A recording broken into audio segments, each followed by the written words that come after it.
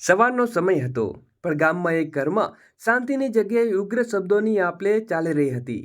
રૂમા અને મનીષા, બે દેવરાણી જેઠાણી, એકબીજાની સામે ગુસ્સાથી ચીસો પાડી રહ્યા હતા. આ ઝઘડાની ગૂંજ ઘરમાં આંગણામાં લઈને ગામના રસ્તાઓ સુધી પહોંચી રહી હતી. ગામ લોકો આશ્ચર્યથી એકબીજાને પૂછતા હતા, આજે શું થયું? આ ઝઘડો કેવી રીતે શરૂ થયો? પણ કોઈની પાસે કોઈ ચોક્કસ જવાબ ન હતો.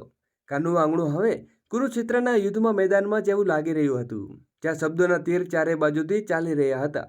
રૂપા ગુસ્સાથી લાલચોળ સાથે ચીસ પાડી, તું શું સમજી હતી મનીષા? બધું દૂધ ચૂપચાપ ગટગટાવી જઈશ અને કોઈને ખબર નહીં પડે એમ? મનીષા પણ ક્યાંય ઓછી હતી. તેણે પણ તીખા સ્વરોમાં જવાબ આપ્યો, અરે, અને તમે તમે તો તમારા પતિ મળીને બધી શાકભાજી ચટ કરી ગયા. તેનું શું? ચાલીથી પગ તમને જ આવડે છે ખરું? રૂપા ગુસ્સામાં આગળ વધી, અરે, આ ઘરનું રાશન પણ અમારા પતિ કમાણીથી આવે છે. તારો પતિ કરે છે શું? બે હાથ ઝુલાવીને બેસી રહે છે ખરું ને? મનીષાએ ગળું ફાડીને જવાબ આપ્યો, શું કહ્યું? મારો પતિ નિષ્ક્રિય છે, કામચોર છે. હવે બસ, હવે હું આ સાંભળી નહીં લઉં તેમ નથી. આંગણાની એક બાજુથી ચારપાઈ પર બેઠેલા ગોપીનાથજી આ બધું જોઈને શ્વાસ લઈ રહ્યા હતા. તેમણે પોતાના પતિ કાવેરીજીના ધીમા સ્વરે કહ્યું, આ બે ફરી શરૂ થઈ ગયા. શું આ બેને બીજું કોઈ કામ નથી? કાવેરીજીએ શ્વાનચિત્તે જવાબ આપ્યો, અરે, આ તો રોજનું નાટક છે. આ બંને એકબીજાને ખોટી ખોટી ન સંભળાવે ત્યાં સુધી શાંતિ ન મળતી. ચિંતા ન કરો, આપણે બસ ચૂપચાપ જોતા રહીએ. પણ ઝઘડો હવે શબ્દોની સીમાઓ તોડી રહ્યો હતો. રૂપાએ ગર્જના કરી, અને ચૂપ થા, નહીં તો તારે જીભ ખેંચીને લઈશ. મનીષાએ પણ પડકાર ફેંક્યો, અરે, હાથ લગાવ તો બતાવ. હવે ઝઘડો હાથપાઈ પર આગળ વધી રહ્યો હતો. બંને એકબીજાની તરફ આગળ વધી, પણ ત્યાં જ બંનેના પતિઓ દોડી વચ્ચે આવી ગયા. રાજેશે ગુસ્સામાં રૂપાનો હાથ ખેંચીને કહ્યું, બસ હવે બહુ થયું, અંદર ચાલ. મોહિતે પણ મનીષાને ધબકાવતા કહ્યું, ચૂપ રહીને અંદર આવ. રોજ રોજનું આ નાટક બંધ કર. બંને પતિઓ ગુસ્સાથી ખડખડાતી અંદર લઈ ગઈ, પણ તેમનો ગુસ્સો હજુ શાંત ન હતો. રાજેશે ગંભીર અવાજે રૂપાને કહ્યું, રૂપા, આ રોજ રોજની લડાઈ બહુ ખરાબ લાગે છે.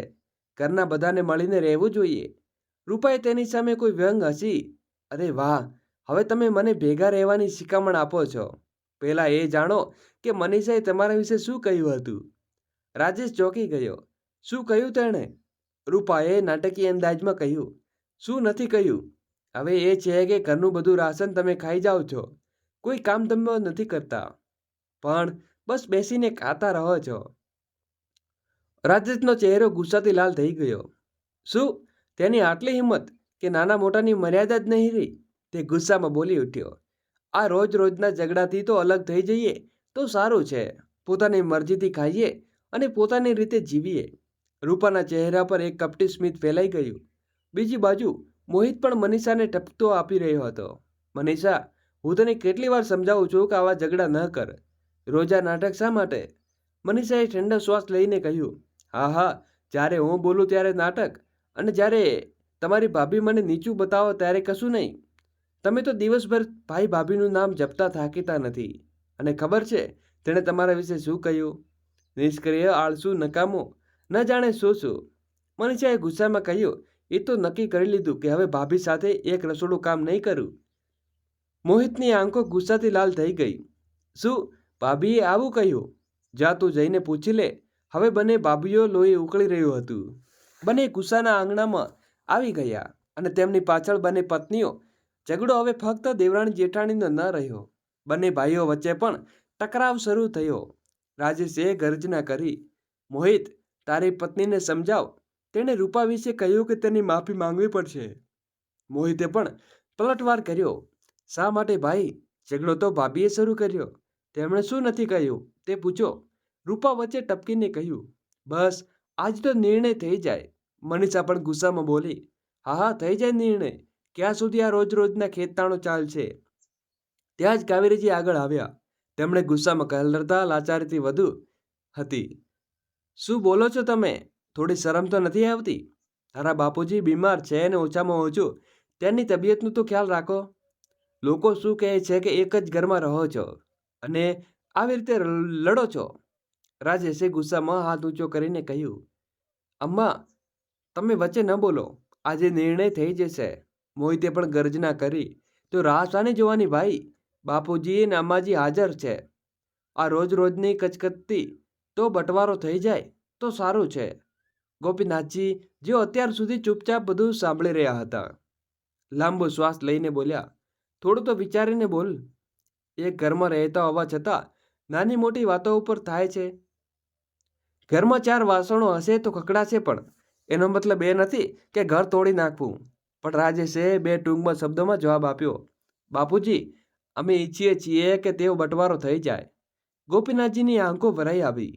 તેમણે કડવા સ્મિત સાથે કહ્યું, તમે બધાને તો બતાવી દીધું કે તમે શું ઈચ્છો છો, પણ કોઈને તે ચિંતા નથી કે અમે શું ઈચ્છીએ છીએ. આંગણામાં એકદમ શાંતિ છવાઈ ગઈ. પછી ગોપીનાથજીએ રોબદાર અવાજે કહ્યું, હવે મારી વાત ધ્યાનથી સાંભળો. જ્યાં સુધી હું જીવું છું, આ ઘરનો બટવારો કદાપી નહીં થાય. તેના અવાજમાં એટલી દ્રઢતા હતી કે બધા ચૂપ થઈ ગયા. પણ રૂપા અને મનીષા ગુસ્સાથી તરફોડી ઉઠ્યા. બંને ગુસ્સામાં પગ પછાડતા પોતપોતાના ઓરડામાં ગયા. તેમની પાછળ રાજેશ અને મોહિત પણ ગયા. રૂપા ગુસ્સામાં બેડ ઉપર બેસી ગઈ અને ગુસ્સાથી પાણીનો ગ્લાસ ફ્લોર ઉપર ફેંકી દીધો. તમે પણ કમાલ કરો છો બાપુજી. ફરમાન સંભળાયું ને તમે ચૂપચાપ અંદર આવી ગયા. રાજેશે લાંબો શ્વાસ લઈને કહ્યું, તો શું કરું રૂપા? બાપુજી કેટલા પરેશાન હતા એ પણ નથી જોયું. તેના ચહેરા ઉપર કેટલો ગુસ્સો હતો. રૂપાએ તીખા સ્વરે કહ્યું, અરે, અમે અત્યાર સુધી બાપુજીનો ગુસ્સો જોયો, મારો નથી જોયો. તને હંમેશા તેની પાછળ માથું નમાવીને દો છો, પણ આ વખતે નહીં. આ તો યાર ઘરનો બટવારો થશે, નહીં તો હું મારા બાળકોને લઈને માયકે જઈશ. બીજી બાજુ મનીષા પણ ગુસ્સામાં બેડ ઉપર બેસી ગઈ. પોતાનો ઓઢણો ફેંકી દીધો અને મોહિતે દરવાજો બંધ કરતા કહ્યું, ફરી શરૂ ન થઈ જા મનીષા. બાપુજીએ કહી દીધું ને બટવારો નહીં થાય. મનીષાએ ગુસ્સામાં કહ્યું, આ તો ઘરમાં મારું કોઈ સન્માન છે કે નહીં? હું શું હંમેશા જેઠાણીના તાણા સાંભળતી રહું? બસ, હવે બહુ થયું. જ્યાં સુધી આ ઘરનો બટવારો નહીં થાય, હું અન્નનો એક દાણો પણ નહીં ખાઉં. મોહિત સ્તબ્ધ થઈ ગયો. આ શું કરે છે મનીષા? મનીષાએ દ્રઢતાથી કહ્યું, જે કરવું જોઈએ. આ તો ઘર બટશે, નહીં તો હું ભૂખી મરી જઈશ. રાત પડે પણ ઘરના તણાવમાં ગુંજ હજુ હતી. રાજેશ અને મોહિત હવે સ્તબ્ધ હતા. રોજ રોજની કચકડાટથી બચવાનો એક જ રસ્તો હતો, તે તેમને દેખાતો હતો. બીજા દિવસે સવારે બંને ભાઈઓએ ગામના સરપંચ રામ સ્વરૂપજીને ઘરે બોલાવ્યા. સરપંચ આંગણામાં પહોંચ્યા ત્યારે જોયું તો આખું કુટુંબ પહેલેથી જ ત્યાં હાજર હતું. ગોપીનાથજી અને કાવેરીજી ખૂણામાં ચૂપચાપ બેઠા હતા, જ્યાં રૂપા અને મનીષા ગર્વથી માથું ઊંચું કરીને ઊભા હતા. રાજેશે સરપંચને કહ્યું, સરપંચજી, અમે તમને એક મહત્વની વાત માટે બોલાવ્યા છે. હવે આ ઘરમાં સાથે રહેવું અશક્ય થઈ ગયું છે અને અમે ઈચ્છીએ છીએ કે ઘરનો બટવારો થઈ જાય. સરપંચે ગોપીનાથજી તરફ જોયું. તેઓ હજુ ચૂપ હતા. તેમનો લાંબો શ્વાસ લઈને કહ્યું, ગોપીનાથજી, દીકરાઓના લગ્ન થયા પછી તેમનું પોતાનું કુટુંબ થઈ જાય છે. આવા બટવારાની નોબત આવે છે તો આ જ ઉકેલ છે. તો વિલંબ કરવાનો કોઈ અર્થ નથી. ગોપીનાથજીએ કાવેરી તરફ એક નજર નાખી. તેની આંખો ભરાઈ આવી હતી. તેણે ગંભીર અવાજે કહ્યું, જો આજ મારી ઓલાદની ખુશી છે તો ઠીક છે, ઘરના 2 ભાગ કરી દો. બીજા દિવસે ગામની પંચાયત બેઠી. આખું ગામ એ જ જોવા એકઠું થઈ રહ્યું હતું કે ગોપીનાથજીનું કુટુંબ, જે ક્યારેય એકતાનું પ્રતીક હતું, આજે 2 ભાગમાં વહેંચાઈ રહ્યું છે. સૌથી પહેલાં ઘરનું બધું સામાન 2 ભાગમાં વહેંચાયું. રસોડાના વાસણો લઈને અનાજ સુધી દરેક ચીજનો હિસાબ થયો.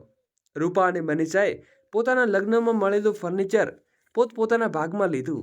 એટલું જ નહીં, ઘરનું મંદિર રાખેલું ભગવાનની મૂર્તિઓ પણ બંને ભાઈને વહેંચી દીધી. જમીન અને જાયદાદનું પણ બરાબર વિભાજન થયું. આંગણાની વચ્ચે એક લીટી દોરાઈ, જે હવે બંને ભાઈઓની સીમાઓ નક્કી કરતી હતી.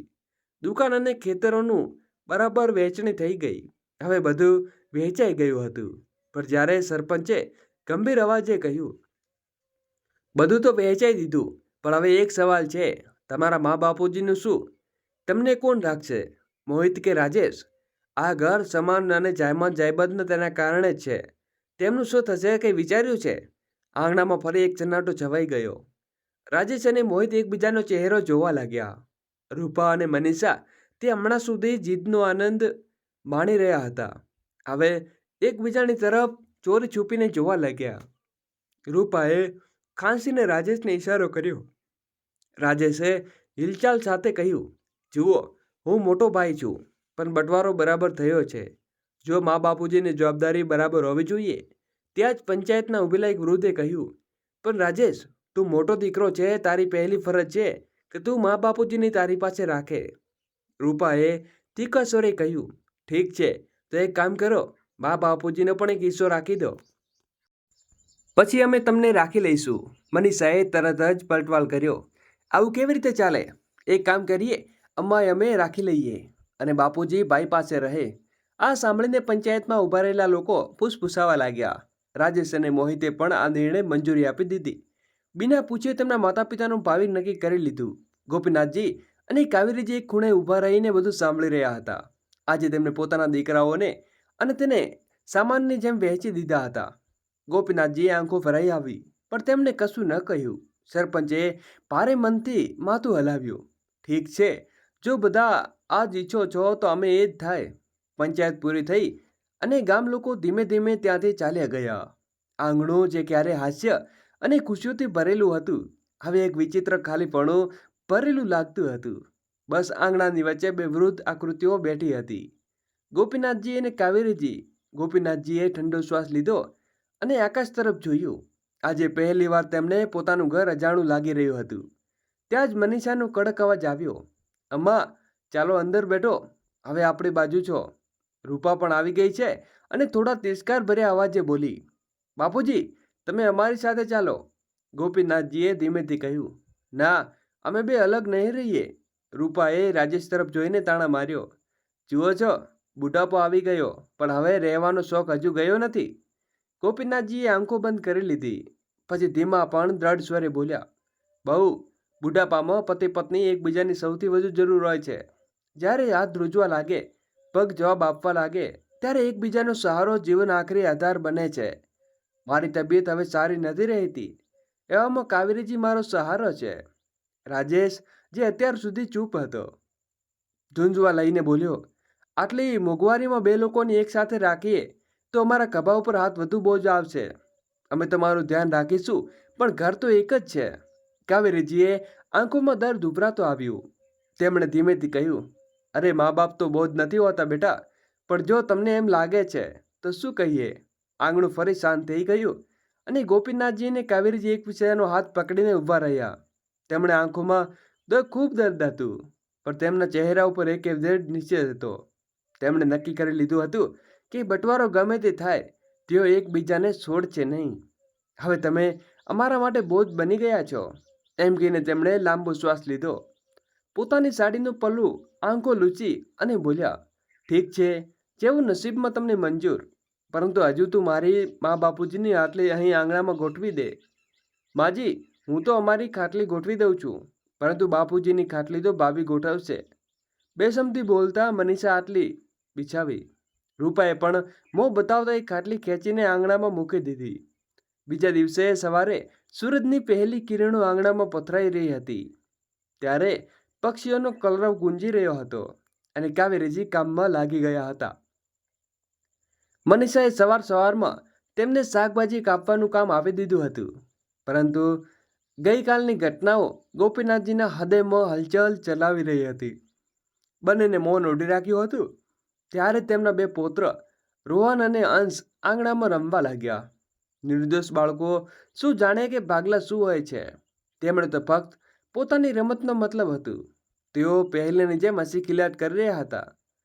ક્યારેક દડો ઉછાળીને રમતા તો ક્યારેક એકબીજાના ગળે હાથ નાખીને આંગણામાં ફરતા. પરંતુ ત્યાં જ અચાનક મોટી વહુ રૂપા ગુસ્સાથી તમસમી બહાર આવી. રોહન, તને ના પાડી હતી ને કે આની સાથે નહીં રમવું. બાળકો રડી ગયા. રોહને નિર્દોષતાથી માની તરફ જોયું, પણ માં, અંશ તો મારો ભાઈ છે, ભાઈ ભાઈ નહીં રવે, આ ફક્ત પાડોશી છે. રૂપા ચીસ પાડીને ઝટકાથી પોતાના દીકરા રોહનને ખેંચીને અલગ કરી દીધો. અંશ, જે હજુ સમજી ન હતો કે શું થઈ રહ્યું છે, અને રડવા લાગ્યો. તેને મોંમાંથી મામાનો અવાજ નીકળ્યો. અવાજ સાંભળતા જ મનીષા દોડતી બહાર આવી. મારા દીકરાને હાથ કેવી રીતે લગાવ્યો ભાભી? તેણે ગુસ્સાથી કહ્યું. રૂપા વ્યંગથી હસી. અરે, આટલો પ્યારો છે તારો દીકરો, તો રાખને તારી પાસે. આટલું બોલીને તેને રોહનનો હાથ ઝટકો મારીને પકડ્યો અને તેને ઘસડતા ઘરની બહાર લઈ ગઈ. મનીષા પણ ગુસ્સામાં અંશને ખેંચીને પોતાના ઓરડામાં લઈ ગઈ. ગોપનાથજી અને કાવેરીજી સામે બેઠેલા આ દ્રશ્ય જોઈ રહ્યા હતા. ભારે અવાજે કાવેરીજી બોલ્યા, હે ભગવાન, ન જાણે કોની નજર લાગી ગઈ છે આ ઘરને.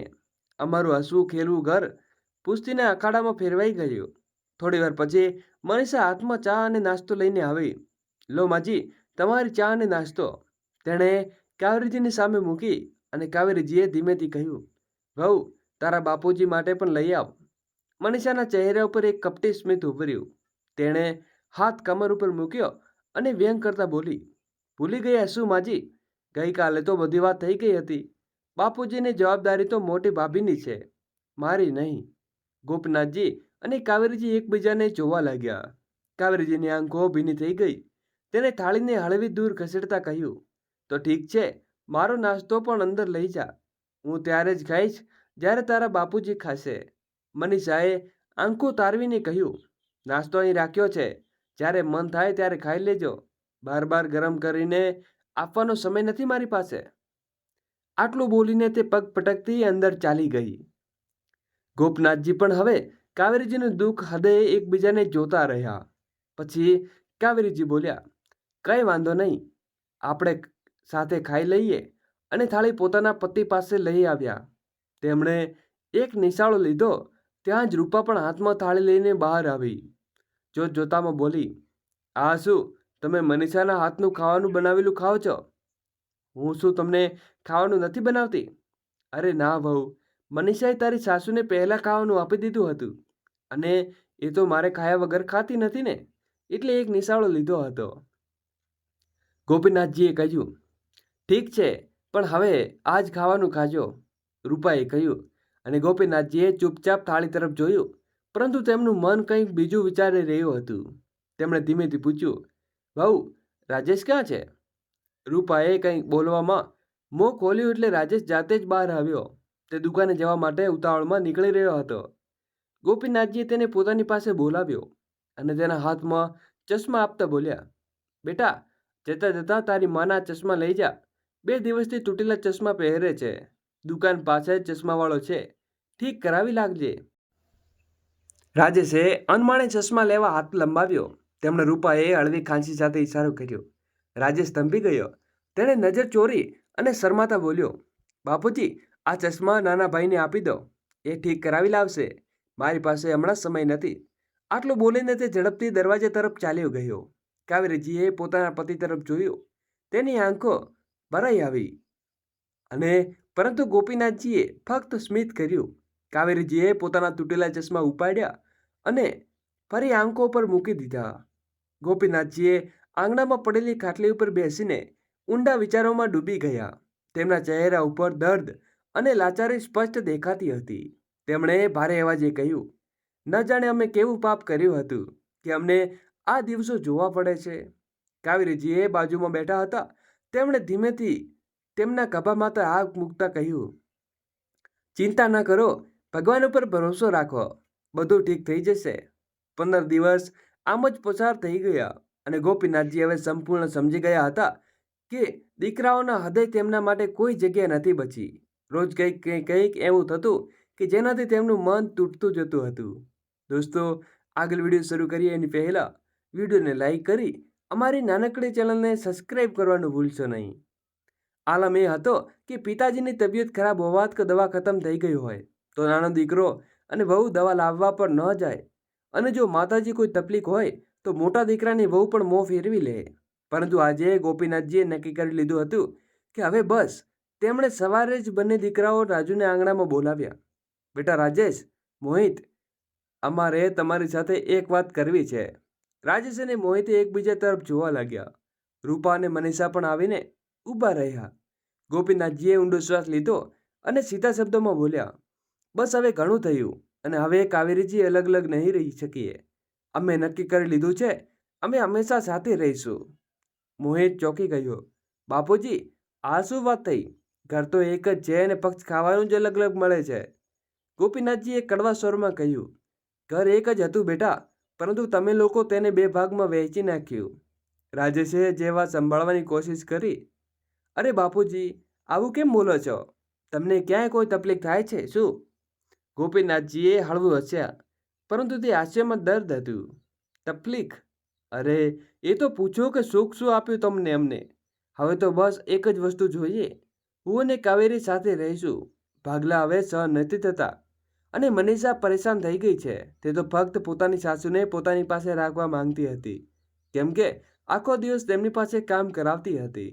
ઇધર રૂપા ઘણા દિવસોથી એ જોઈને બળતી હતી કે તેની દેરાણી સાસુએ પોતાની પાસે રાખીને મોજ કરે છે, જ્યારે તેણે બીમાર બાપુજીને બેસાડીને રોટલા ખવડાવવા પડે છે. થોડી વાર ચૂપચૂકી રૂપા કંઈક વિચારતા બોલી, મારી પાસે એક ઉપાય છે.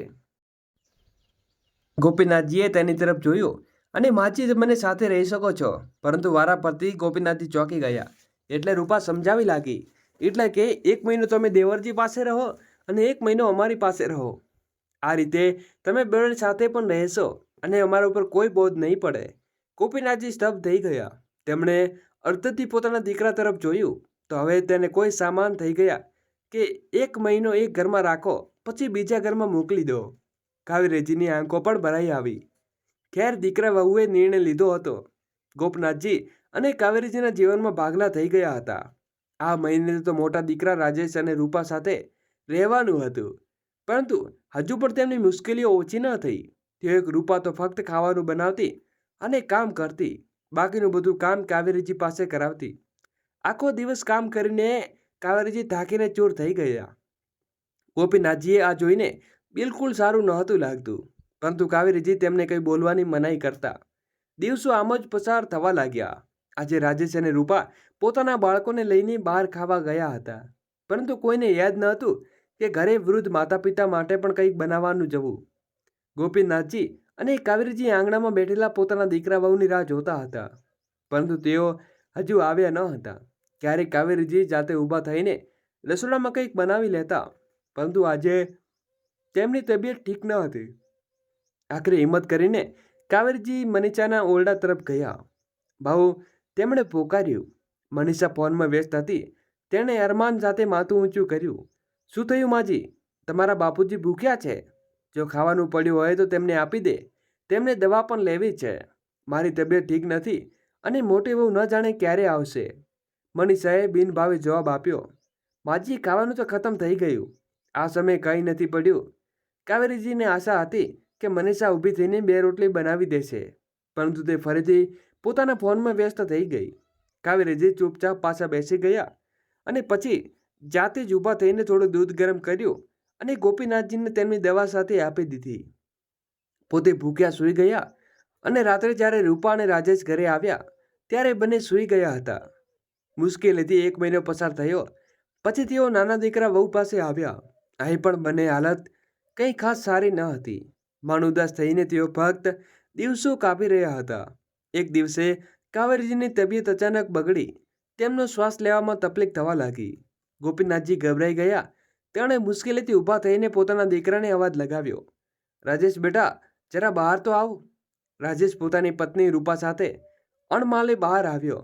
મનીષા પણ ઓરડામાંથી બહાર નીકળી આવી અને ગોપીનાથજીએ કાંપતા અવાજે બોલ્યા, બેટા, તારી માની તબિયત કંઈ ઠીક નથી લાગતી. ઝડપથી ડૉક્ટરને બોલાવી લે.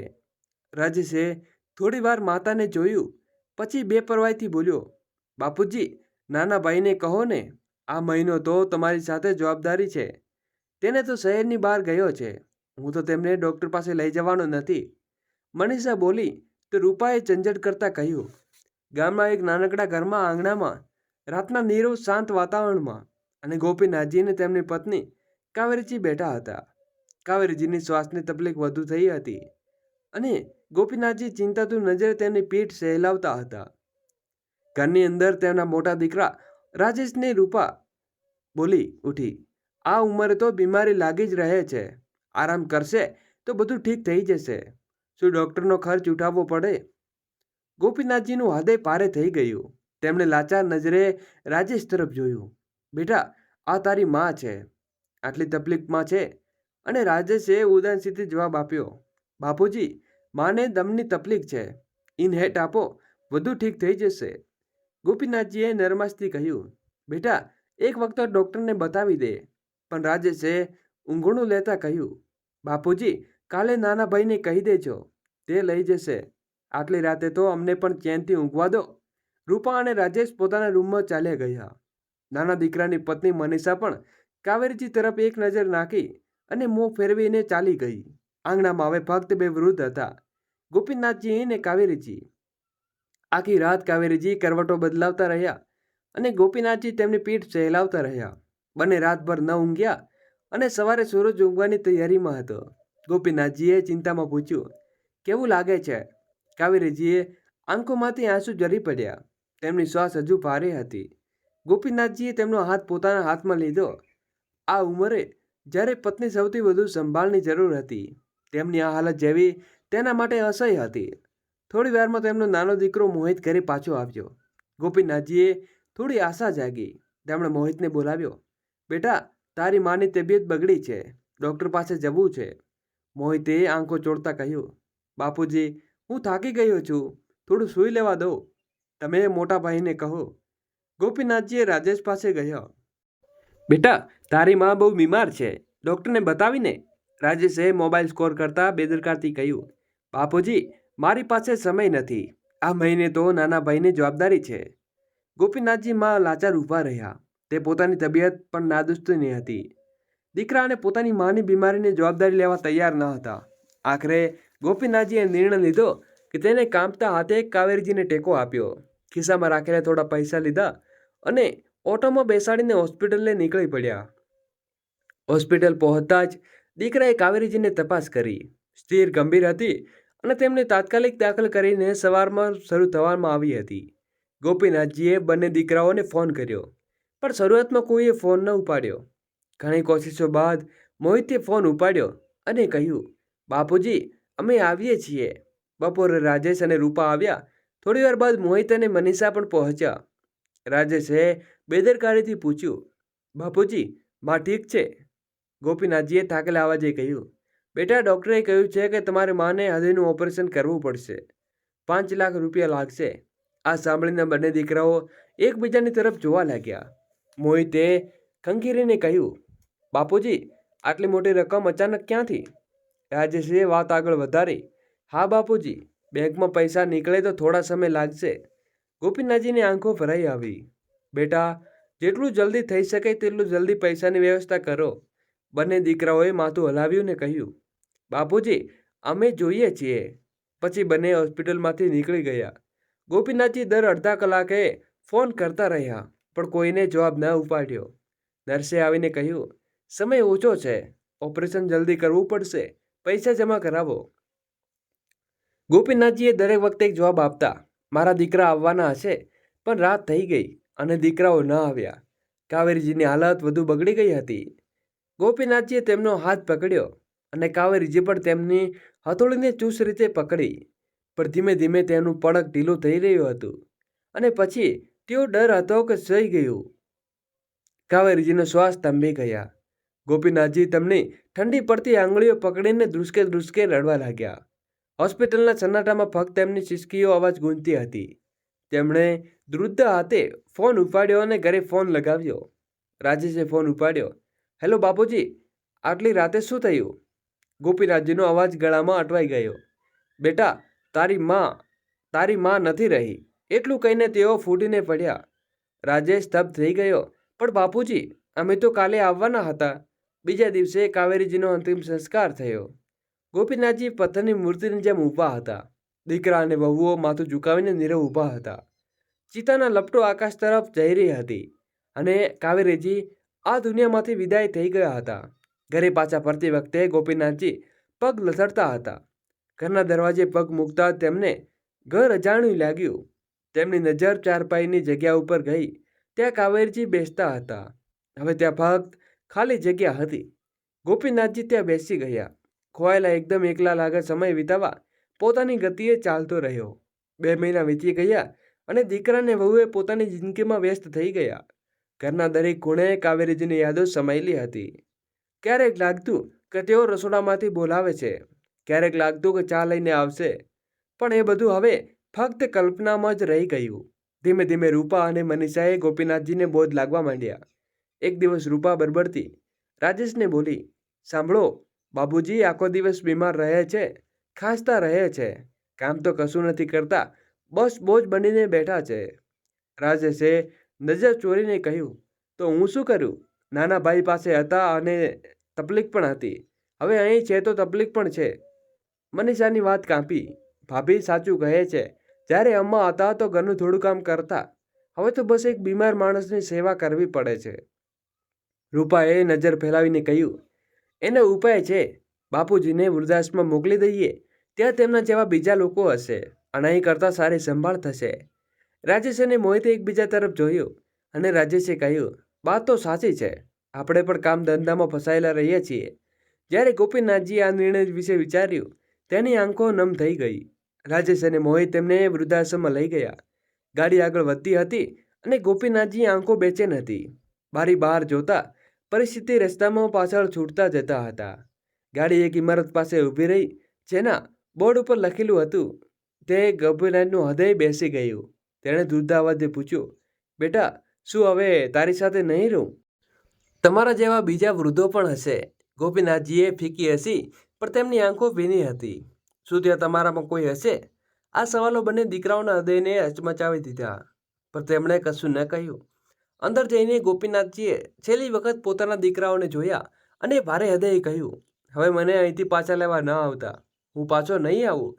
એટલું કહીને તેઓ રડી પડ્યા. રાજેશ અને મોહિતે માથું ઝુકાવ્યું અને ચૂપચાપ ગાડીમાં બેસીને ચાલ્યા ગયા.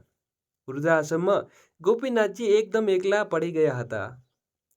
પત્નીનો સાથ છૂટ્યો અને દીકરાઓ પણ તેમને તજી દીધા. શરૂઆતમાં બધું અજાણમાં લાગ્યું અને દરેક ચહેરે નવો હતો, પણ તેમને જાણતા હતા કે આંસુ વહાવાથી કશું નહીં બદલાય. ધીમે ધીમે તેમણે પોતાનું મન સમજાવ્યું. અહીં કોઈ વહુ કે તેમને તાણા નહીં મારે, કોઈ દીકરો તેણે બોધ નહીં ગણે, અને વૃદ્ધાશ્રમમાં સાથીઓ સાથે તેમને હળવાશ અનુભવવા લાગી. રોજ સવારે યોગ અને વ્યાયામ તેમની દિનચર્યા બની ગયા હતા. તેમની તબિયત સુધરવા લાગી અને તેઓ ફરી હસવા લાગ્યા. જીવન ફરી જીવવા લાગ્યા. ઇધર ગોપીનાથજી વિના ઘરમાં રૂપા અને મનીષાએ શાંતિ મળી. ન કોઈ સેવા કરવાની, ન કોઈ જવાબદારી ઉઠાવવાની.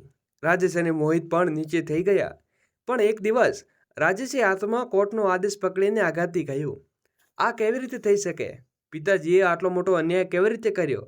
રૂપા અને મનીષા પણ ચોંકી ગયા. શું થયું? રૂપાએ પૂછ્યું. રાજેશે ગળગળ અવાજે કહ્યું, કોર્ટનો આદેશ આવ્યો છે કે આ ઘર ખાલી કરવું પડશે અને ખેતરોમાં જમીન પણ હવે આપણી નથી. મોહિતને પરિવેશો લૂંટતા કહ્યું, પણ પિતાજીએ તો સંપત્તિની વહેંચણી કરી દીધું હતું ને, તો શું તેમની સંપત્તિ ફરીથી લખી દીધી? રૂપાએ ગુસ્સો ચીજ પાડી, પણ આ કેમ કર્યું? તમે તેમના દીકરા છો. મનીષાએ પણ ચીડાઈને કહ્યું, અને આ બધું આખરે કોના નામે ગયું? બધાએ નિર્ણય લીધો કે વૃદ્ધાશ્રમ જઈને ગોપીનાથજીને મળવું, અને વૃદ્ધાશ્રમમાં ગોપીનાથજીની શાંતિની અખબાર વાંચી રહ્યા હતા. રાજેશ, મોહિત, રૂપા અને મનીષા આવ્યા. બંને દીકરાઓએ પગે લાગીને ભાવુક અવાજે કહ્યું, પિતાજી, અમે તમને લેવા આવ્યા છીએ. ચાલો ઘરે પાછા ફરીએ. ગોપીનાથજીએ હળવી મુસ્કાન સાથે જોયું અને સ્વંસરે કહ્યું, ના બેટા, હવે આ મારું ઘર છે. હું અહીં ખુશીથી રહું છું. રાજેશે ગળગળા અવાજે કહ્યું, પિતાજી, અમે ભૂલ કરી. અમે જે ભૂલ કરવી સુધારવા માંગીએ છીએ.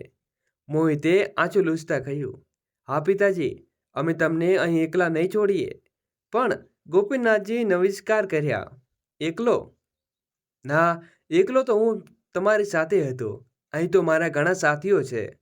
રાજેશે સંકોચથી પૂછ્યું, મારા પિતાજી, એક પણ વાત સમજાતી નથી. પણ સંપત્તિ અમને ના આપી કોને આપી? રૂપા અને મનીષા પણ ઉશ્કેરાઈને કહ્યું, અમારા વિશે તો વિચાર્યું પણ નહીં. અમે ક્યાં જઈશું? અને એ કોણ છે તેને તે તમારો હિસ્સો આપી દીધો છે?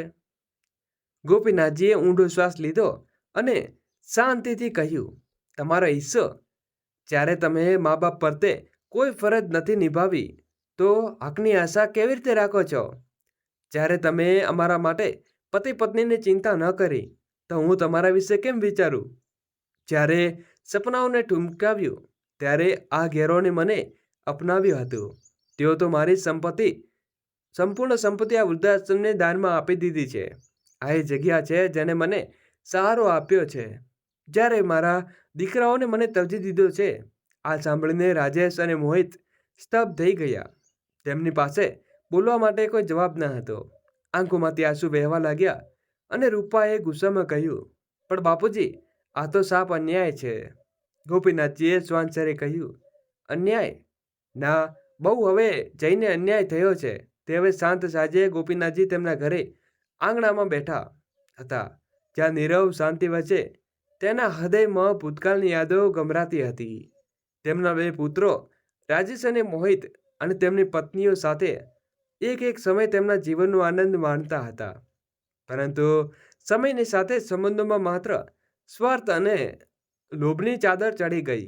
ગોપીનાથજીએ તેમના પુત્રો અને વહુઓના વર્તનથી ઘણું સહન કર્યું હતું, પરંતુ આજે તેના દિલમાં એક નિર્ણય પાકી ગયો હતો. એક દિવસ રાજેશે તેમના ઘૂંટણ ઉપર ઝૂકીને ગળે લગાવેલા અવાજે ગોપીનાથજીના સમક્ષ વિનંતી કરી રહ્યો હતો, પિતાજી, અમે જે કંઈ કર્યું તે બધું હોવા છતાં જે હું આમને આભારી છું. આખી જાયદાદ આપી દઉં છું તો હું પણ એ અન્યાય થશે એવું ન કરો.